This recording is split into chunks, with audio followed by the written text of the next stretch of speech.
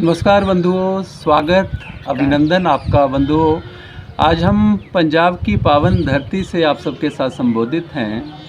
मेरे साथ प्रवीण जी हैं। प्रवीण जी, आपका भी स्वागत है। और आज हम भगवत गीता के 7वें अध्याय पे बात कर रहे हैं। ज्ञान विज्ञान योग है, इसमें 30 श्लोक हैं। हाँ, ज्ञान विज्ञान योग। ज्ञान का अर्थ होता है अंधेरे में उजाला करने वाला। विज्ञान विशिष्ट प्रकार का ज्ञान है। विशिष्ट क्या है? इस अध्याय के अंदर भगवान अपनी अपरा शक्ति की बात करते हैं, अपनी विभूतियों की बात करते हैं। इसलिए ज्ञान के साथ विज्ञान शब्द को भी जोड़ दिया गया है और ज्ञान विज्ञान योग ये 7वां अध्याय कहलाता है। माधव अर्जुन से कह रहे हैं आगे इसी अध्याय में जी 2-3 श्लोक शुरू में ही कि बहुत से लोग हैं जो सिद्धियों हेतु तप करते हैं, लेकिन कोई बिरला ही मुझे जान पाता है। हाँ, ये बात कह के भगवान ने 2 चीज़ों की तरफ इशारा किया है। एक तो हमें कहा है कि बाकी लोग भी कर रहे हैं, आप भी करिए। दूसरा यह भी कहा है कि इतने लोग लगे हुए हैं, कोई बिरला ही प्राप्त होता है। तो क्या है इसका अंतर्निहित अर्थ? हम कभी परीक्षा देने जाते हैं ना, तो बड़े सारे लोग आके देख के हम घबरा जाते हैं, यार हज़ारों लोग 2 रिक्त स्थानों के लिए इतने लोग परीक्षा देने के लिए आए हैं। लेकिन जब हम भीतर जाते हैं, जब हमें पूरी समझ आती है, तो ये भी पता लगता है कि अच्छी जानकारी, सटीक जानकारी रखने वाले तो कुछ ही लोग हैं, चंद ही लोग हैं। तो कंपटीशन तो उन चंद लोगों के साथ है। तो एक तो भगवान कह रहे हैं कि सब लोग कर रहे हैं, आप भी आइए, लेकिन प्राप्त मुझे बिरला ही करता है। अर्थात यदि आए हो तो पूर्ण निष्ठा से, सत्य निष्ठा से, पूर्ण श्रद्धा से, पूर्ण समर्पण से आइएगा। जी, बहुत सुंदर। श्रद्धा और जी समर्पण, बहुत सुंदर। तो आगे माधव कह रहे हैं कि मुझे जानो, तो परा और अपरा शक्ति की बात कर रहे हैं। हाँ, इनको लेके मैंने संसार की रचना की। हाँ, पराशक्ति वास्तव में हमारा शरीर और ये संसार 5 तत्वों से बना है। जी। अगर क्रम से बात की जाए, नीचे से आरंभ करके, पहला धरती है, पृथ्वी तत्व है जिसे, फिर जल तत्व है, फिर अग्नि, वायु और आकाश तत्व है। इन 5 तत्वों से ही शरीर बना है, संसार बना है। और इन 5 तत्वों के साथ ही हमारी 5 कर्मेंद्रियां हैं, 5 ज्ञानेंद्रियां हैं, शब्द, अर्थ, रस, रूप, गंध हैं। लेकिन एक तत्व ऐसा है जिसके कारण ये सारे हैं, वो चेतन तत्व है। इन बाकी तत्वों की जब बात होती है, उसको पराशक्ति ईश्वर की कहा जाता है। लेकिन जब चेतन तत्व की, जिसके द्वारा वो कार्यरत हैं, उसको अपराशक्ति की बात कहते हैं। उसी को जानना आवश्यक है। उसी को जानना आवश्यक है। तो तभी वो कह रहे हैं कि सूत्र में जैसे मोती गुथे होते हैं, ऐसे ही कहते हैं मैं संसार में, मैं सूत्र रूप हूँ। बहुत सुंदर बात है।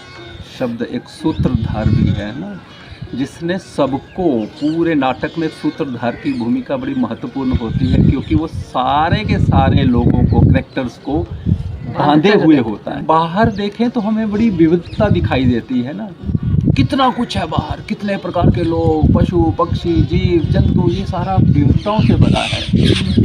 जैसे हम कहते हैं कि हमारे राष्ट्र में अनेकता में एकता है, वैसे ही पूरे संसार की दिखने में तो विविधता है, अनेकता है, लेकिन ईश्वर उन सब में से सूत्र रूप में से गुजर रहे हैं। हम सारे मोती हैं और किसने पिरोए हैं? उस सूत्र के अंदर हम पिरोए गए हैं।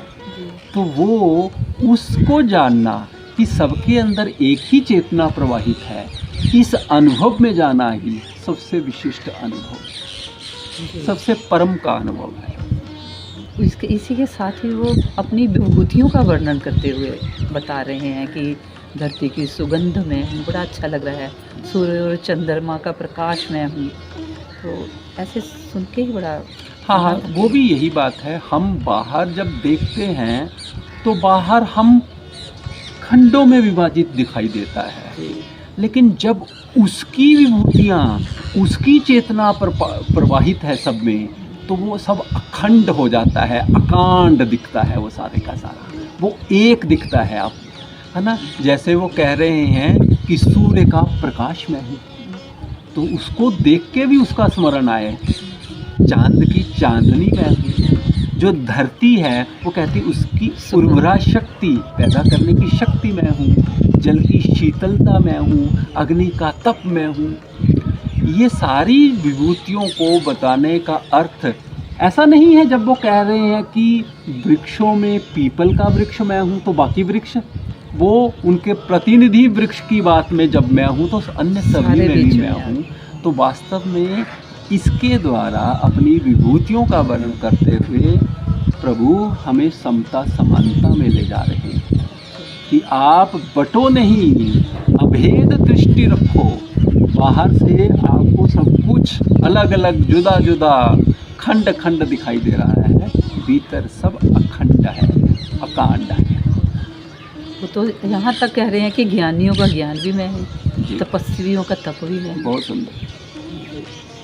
तो फिर वो कहते हैं कि 4 प्रकार के लोग भी हैं जो मुझे बसते हैं। हाँ, वासु- भगवान ने इस अध्याय में अपने 4 प्रकार के भक्तों का वर्णन किया है, जिसमें पहले को वो आर्ति बोलते हैं, जो दुख में पीड़ा में घबरा के पुकारता है ना। जैसे द्रौपदी में अजामिल जैसे ने पुकारा। अजामिल की बात करते हैं, हम गणिका की बात करते हैं।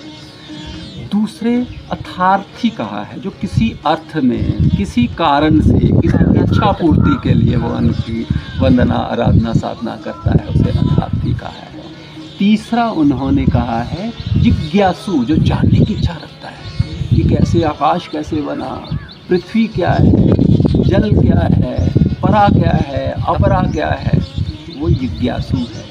लेकिन जो बस बिना किसी इच्छा के बिना किसी आकांक्षा के प्रेम बस उनको बचता है, वो ज्ञानी है। और वो कहते हैं कि ज्ञानी को मेरा ही स्वरूप समझना चाहिए, वो मुझसे भिन्न नहीं है। यहाँ पे आके ज्ञानी और भक्त एक हो जाते हैं। लेकिन हम ये समझें कि ये जो 4 प्रकार के भक्तों का वर्णन किया है, ये चारों ही उनके भक्त हैं, चारों ही उनको जानने वाले हैं। ये व्यक्ति के विकास क्रम की गाथा है, एक साधक के विकास क्रम की गाथा है। आरंभ में सब दुख के कारण ही भजते हैं, अपने भीतर प्रवेश करते हैं, ध्यान करते हैं, चिंतन मनन करते हैं, सुनते हैं, दुख के कारण ही सब लोग इस तरफ आते हैं। लेकिन फिर उनको लगता है जो दुख दूर करता है वो ये भी देता है, वो भी देता है, तो वही इच्छाओं की पूर्ति की ओर भी लग जाते हैं। लेकिन धीरे जिस पे उसकी कृपा होती है वो समझता है, तो व्यक्ति फिर कामनाओं से निकल के केवल उसके रहस्यों को जानना चाहता है। लेकिन उस पे भी जब उसके भीतर उसके साथ अनन्य प्रेम पैदा होता है, तो वो केवल भक्त, केवल ज्ञानी शेष रह जाता है, केवल जानने वाला, केवल प्रेमी शेष रह जाता है। तो ये एक साधक का ही विकास क्रम है। सारे प्रिय हैं, हाँ, लेकिन वो कह रहे हैं कि ज्ञानी तो अब मुझ में और उसमें कोई अंतर ही नहीं रह गया है, वह मेरा ही स्वरूप हो गया है। इसीलिए भक्तों की, ज्ञानियों की इतनी महत्ता है ना। और ईश्वर स्वयं अलग अलग अवतारों में ये बात कह रहे हैं कि मुझसे भी अधिक आदर सम्मान उन लोगों का दो जो मेरा ही स्वरूप हो गए हैं। फिर वो साथ में ये भी कह रहे हैं कि ये तीनों गुणों के द्वारा मैंने संसार की रचना की है, लेकिन मैं इनमें नहीं हूँ। हाँ, ये भी बड़ी एक विशेष बात है जो वो कह रहे हैं कि सतोगुण, रजोगुण, तमोगुण हाँ जी, को मैंने बनाया है, लेकिन मैं इन तीनों से परे हूँ। वास्तव में बना वही सकता है जो इन तीनों से परे हो। ये 3 गुण विशेष कैरेक्टरिस्टिक्स का नाम है।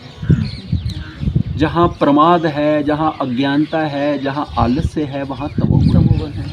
जहाँ कर्मठता है, जोश है, लेकिन साथ ही क्रोध भी है, ईर्ष्या भी है, वो रजोगुण हो भी। गया। हाँ जी, जहाँ सबके प्रति संवेदना और करुणा का भाव है, आनंद है, प्रस्फुरन हो रहा है, भीतर प्रस्फुटित हो रहा है, जहाँ पे रचनाएं हो रही हैं, है ना। जब सबका दुख अपना दुख जिसको लगता है, वहाँ सतोगुण है।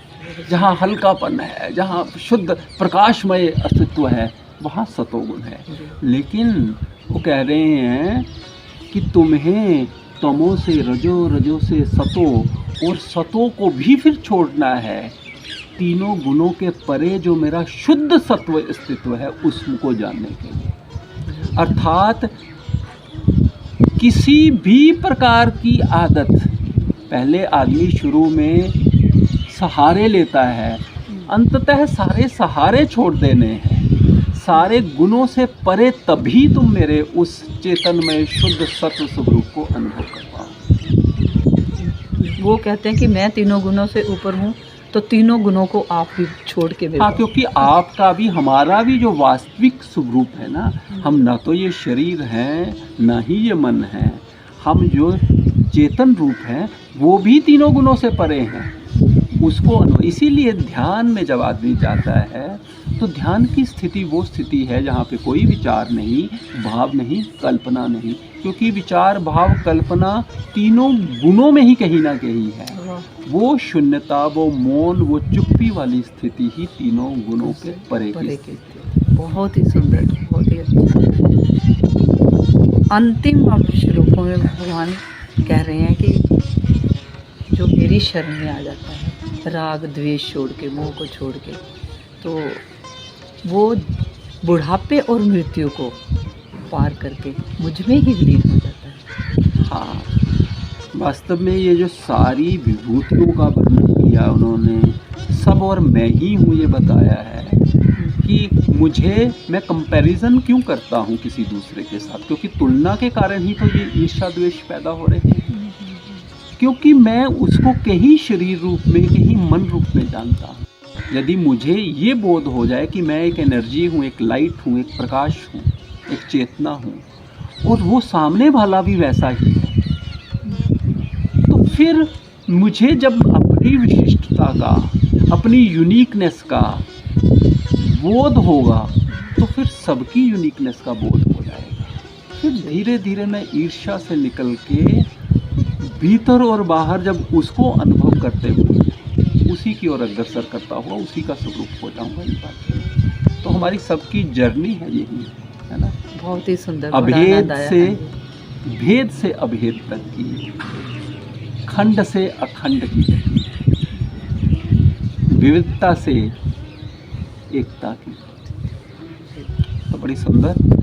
बहुत अच्छा प्रवीण जी, आपका आभार, और आप सुनने वालों का भी आभार। यूं ही प्रेरणा देते रहिए, मार्गदर्शन करते रहिए। जी, ये सारथी कला निकेतन की प्रस्तुति है। यदि ऐसे और वीडियो आप देखना चाहते हैं, ऐसी और परिचर्चाएं सुनना चाहते हैं, तो सारथी कला निकेतन ट्रस्ट लाइक करें। धन्यवाद। धन्यवाद।